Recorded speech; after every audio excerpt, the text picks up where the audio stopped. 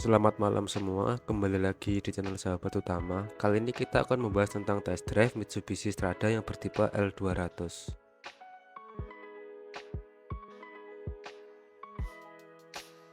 Dimulai dari bagian sisi penumpang, mobil ini cukup tinggi sehingga pandangan yang dapat dilihat jangkauannya cukup luas, dan mobil ini masih punya fitur dikarenakan masih belum terdapat airbag. Pada bagian AC masih single zone dengan penerangan cukup lengkap mulai dari heater dengan arah semburan dari kepala hingga kaki, serta terdapat fitur kompas, termometer, dan tekanan arus dari aki. Pada bagian tempat duduk penumpang depan, jaraknya cukup lega karena kabin yang begitu luas dan tinggi membuat mobil ini terasa nyaman jika dikendarai. Dashboard mobil ini memiliki warna abu-abu karena oleh pemilik sudah diretem ke warna merah, jadi ini modifikasian.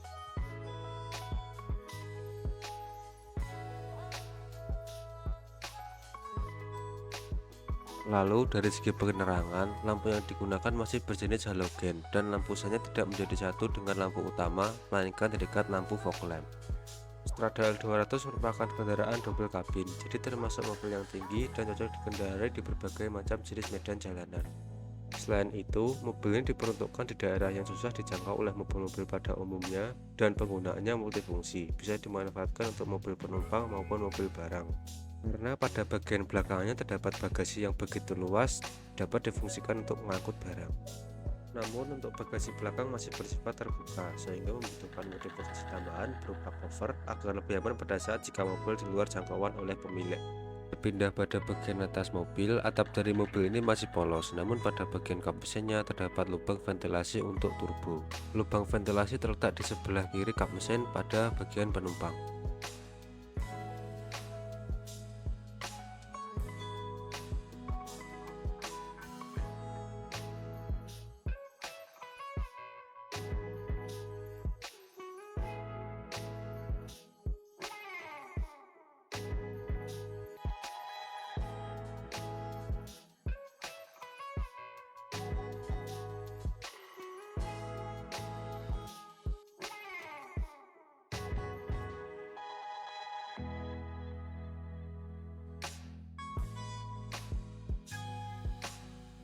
Masuk ke bagian samping, karena mobil ini double kabin, jadi dapat menampung kurang lebih 5 penumpang dan terdapat 4 pintu, 2 di depan dan 2 di belakang.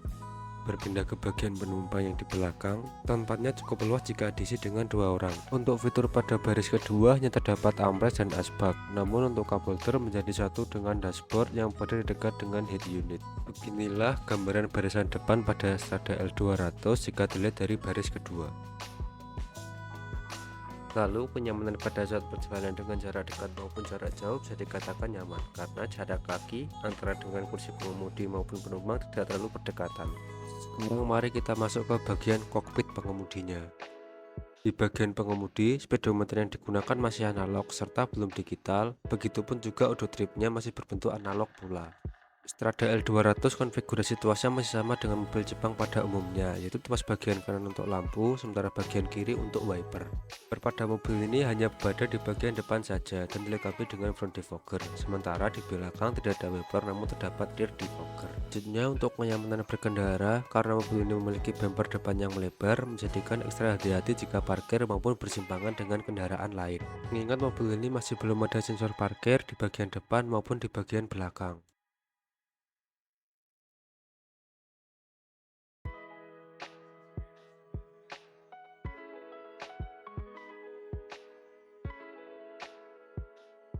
Kurang lebih seperti inilah jika bagian pengemudi dilihat dari bagian samping. Bisa dilihat kisi AC hanya bisa digeser dan tidak bisa dibuka tutup. Begitupun juga dengan retract spion masih menggunakan metode manual, belum elektrik. Berpindah pada bagian kaki-kaki, jika dikendarai mobil ini bantingannya agak keras di saat menghantam lubang maupun jalan yang bergelombang dan pengendaliannya kurang stabil.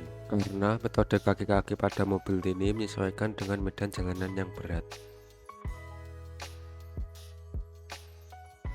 Terakhir masuk kepada bagian power steering. Untuk setir mobil ini sendiri terkesan ringan karena sudah terbantu dengan power steering. Namun di sisi lain, apabila mobil ini akan berhenti untuk parkir, maka setir diputar menjadi lebih berat mengingat roda mobil ini lebih besar daripada mobil pada umumnya.